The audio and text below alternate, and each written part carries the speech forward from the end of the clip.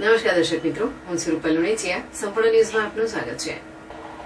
બનાસકાંઠામાં વહેલી સવારથી વરસાદની શરૂઆત થઈ ગઈ હતી અને જિલ્લાના પાલનપુર, વડગામ, અમીરગઢ, દાંતીવાડા, ડીસા, લાખણી, થરાદ સહિતના તાલુકાઓમાં 1 થી 2 ઇંચ જેટલો વરસાદ ખાબક્યો હતો, જેના કારણે અનેક નીચાણવાળા વિસ્તારોમાં પાણી ભરાયા હતા. ત્યારે પાલનપુરમાં જામપુરા, મફતપુરા, જૂના બસ સ્ટેન્ડ, વીરપુર પાટિયા સહિતના વિસ્તારોમાં ઘૂંટણસમાં પાણી ભરાતા વાહન ચાલકો અને રાહદારીઓ અટવાયા હતા.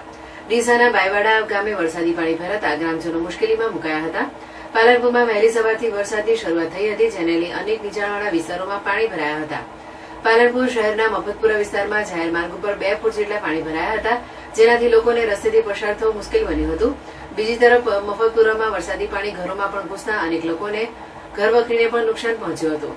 પાલનપુર જૂના બસ સ્ટેન્ડમાં પાણી ભરાતા મુસાફરોને હાલાકી વેઠવી પડી હતી. જામપુરા વિસ્તારમાં પણ જાહેર માર્ગો ઉપર 2 ફૂટ જેટલા પાણી ભરાતા રાહદારીઓ અને વાહન ચાલકો અટવાયા હતા. ત્યારે પાલનપુરથી અંબાજીને જોડતા વીરપુર પાટિયા પાસે હાઈવે પર ઘૂંટણસમાં પાણી ભરાતા અનેક વાહન ચાલકો મુશ્કેલીમાં મુકાયા હતા. અંબાજીને જોડતા હાઈવે ઉપર વારંવાર પાણીની સમસ્યા સર્જાય છે અને તંત્ર દ્વારા તેનો કોઈ નિકાલ કરાતો નથી, જેને લઈ લોકો પરેશાન થઈ રહ્યા છે. આગામી સમયમાં ભાદરવી પૂનમનો મેળો આવી રહ્યો છે, ત્યારે હજારો યાત્રિકો પગપાળા આ રસ્તેથી પસાર થાય છે.